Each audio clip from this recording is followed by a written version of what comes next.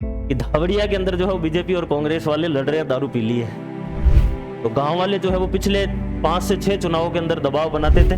तो इस बार सख्त आदेश थे एसपी साहब के, हमारी मीटिंग हुई थी उसमें कि इस बार विशेष रूप से 200 मीटर का आपको ध्यान रखना है। बोपाखेड़ा में थोड़ा ऐसे संवेदनशील मुद्दा है, हो सकता है कल दंगे हो जाए। तो गांव वालों ने जो है वो धमकियां दे दी, उनको जान की धमकी दे दी, नौकरी की दे दी। आपने देखा होगा कि जो इलेक्शन का बूथ होता है यानी जो स्कूल होती है उसके 200 मीटर की एक लाइनिंग होती है। उस 200 मीटर के अंदर इलेक्शन के दिन जो है वो किसी भी प्रकार की भीड़ नहीं होनी चाहिए, ना ही कोई दुकान खुली होनी चाहिए। इस प्रकार के विभिन्न प्रकार के जो है वो कुछ नियम है, तो उनका पालना करवाना जरूरी है।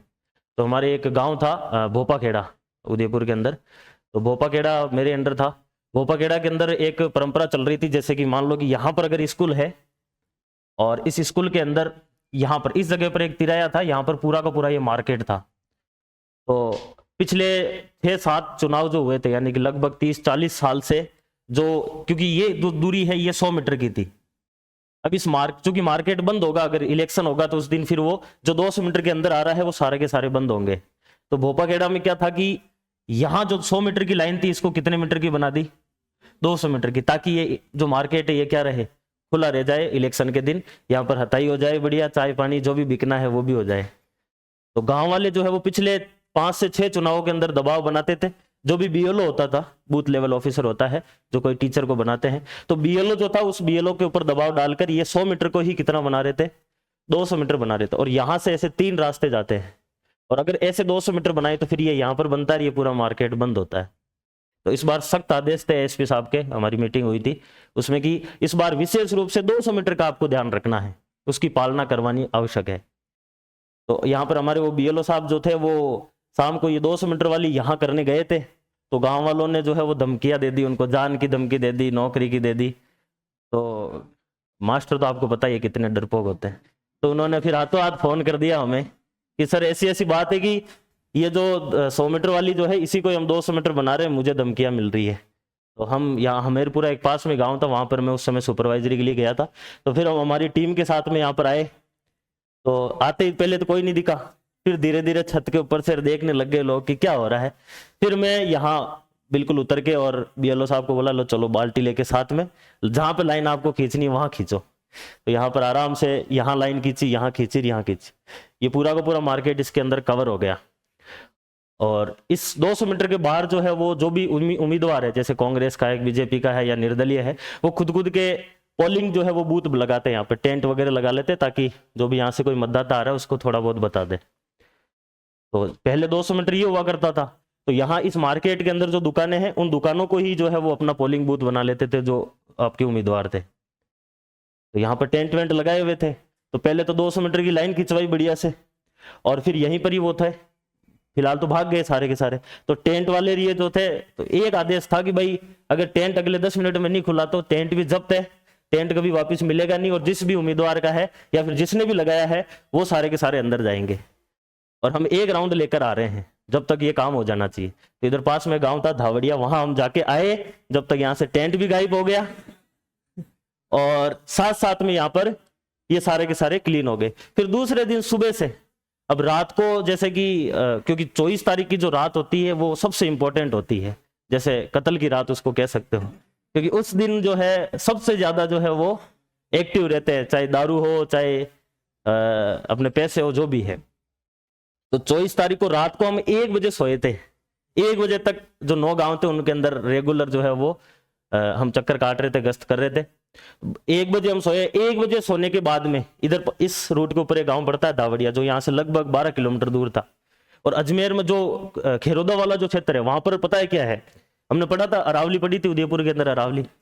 तो वहां पर जो है वो इस प्रकार से क्षेत्र है, यानी कि छोटे छोटे जो आपके अपने कह दो डूंगरी, पहाड़ी नहीं है डूंगरी टाइप में, यानी छोटे छोटे टीबे निकले हुए पथरीले, और हर टीबे के ऊपर कुछ ना कुछ है। जैसे यहाँ पर एक स्कूल है, जैसे अगले टीबे के ऊपर 2-4 घर है, यहाँ पर हॉस्पिटल है, यहाँ पर और कुछ वो कृषि वाला केंद्र है। इस प्रकार से जो है वो बसे, और यहाँ पर गहरी खाइयां हैं, और रास्ते जो है वो इन खाइयों के अंदर से। अगर आपको यहाँ कहीं पर भी जाना है तो खाई को पार करके जाना पड़े, यानी अगर आपको 10 किलोमीटर भी चलना है तो कम से कम आधा पौना घंटा लग जाता है वहां पर।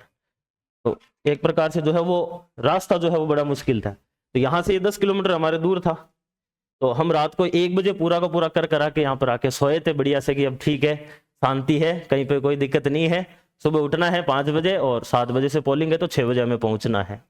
1 बजे आके सोए, 1:50 के ऊपर कॉल आया कंट्रोल रूम से कि धावड़िया के अंदर जो है बीजेपी और कांग्रेस वाले लड़ रहे हैं, दारू पी ली है।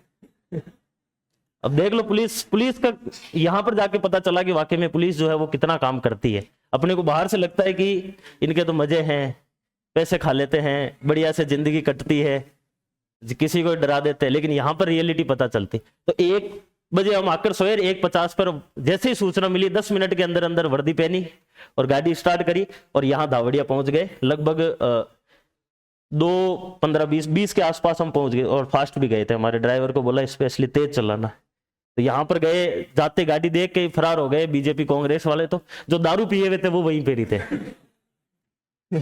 वो बेचारे कहाँ थे, उनको तो कुछ पता ही नहीं है।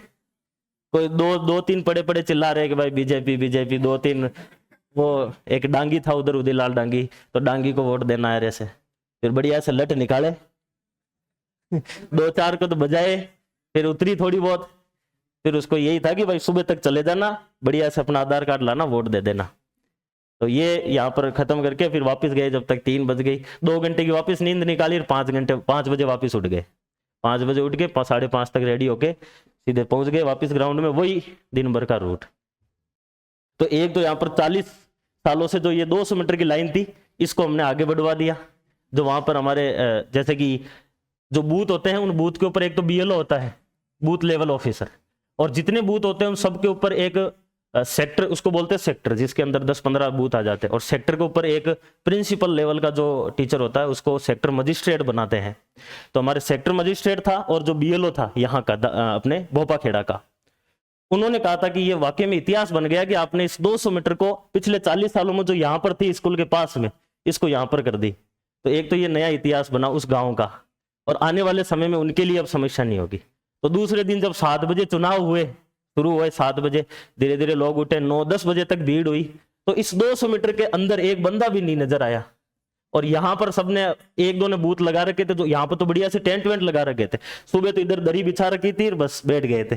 और गाड़ियां जो थी वो सारी की सारी यहीं पे ही थी, इस 200 मीटर के अंदर कोई सी नहीं गई थी। तो फिर मैंने यहाँ पर दूसरे दिन फिर सुबह यहाँ का वीडियो भी बनाया, वीडियो बनाकर फिर भेजा भी था, क्योंकि रात को मैंने बोला था कि भोपा खेड़ा में थोड़ा ऐसे संवेदनशील मुद्दा है, हो सकता है कल दंगे हो जाए, संभावना है। तो फिर दूसरे दिन जब ये पूरा का पूरे मार्केट बंद थे, उसका वीडियो भेजा, तो एडिशनल SP साहब ने बोला कि बहुत बढ़िया ये आपने काम किया, और बिल्कुल शांत जो है इसको कर दिया भोपा खेड़ा को। तो ये